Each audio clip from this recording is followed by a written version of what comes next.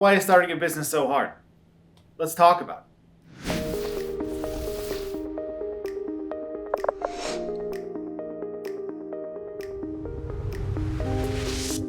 Before you start your own business, it's a big decision for you to consider for your life, for your family, and anything else that you're working on. And it's a decision that shouldn't be made lightly. We really need to think about if this is the right time for you to start a business and understanding all the different pros and cons that can go into starting a company of your very own. When you want to look at those pros and cons, we really need to start to balance how they're going to both build that business, provide for you, and also what could be the potential downsides of starting your own business. So as you continue to fill out this pros and cons list, you're going to really have to then come to this decision of, do I really want to start my own business?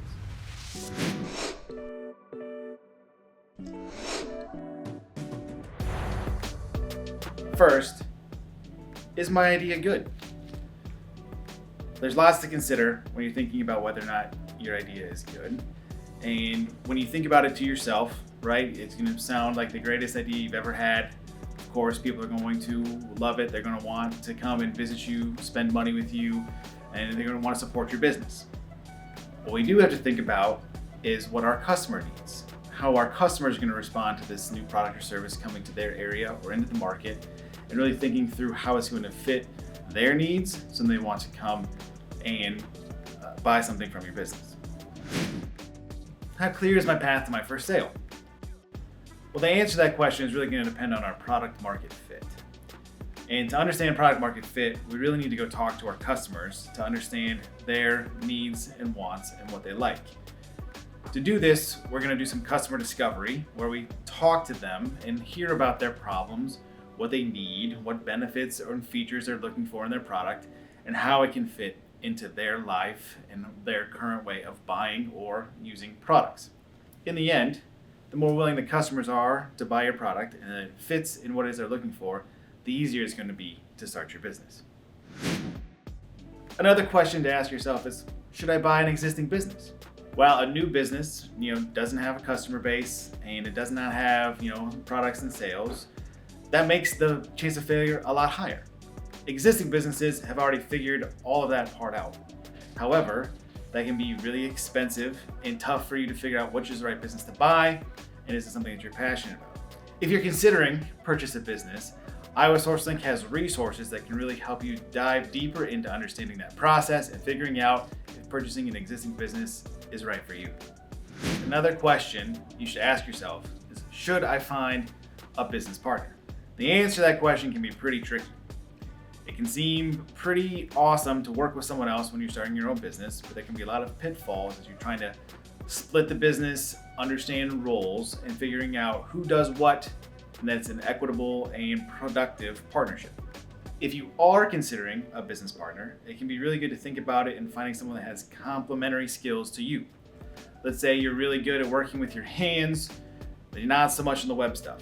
Maybe you can find someone to be your partner that can handle all of the things that you aren't good at to help the business go further and do that without having to pay other people and make the business more profitable from the very start.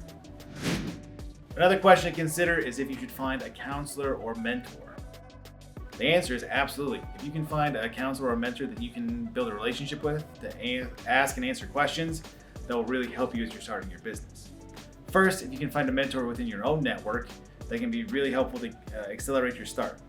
Through IASourceLink, we also have the Resource Navigator where we can connect you to other free mentoring and counseling resources like those at SCORE or the Small Business Development Center.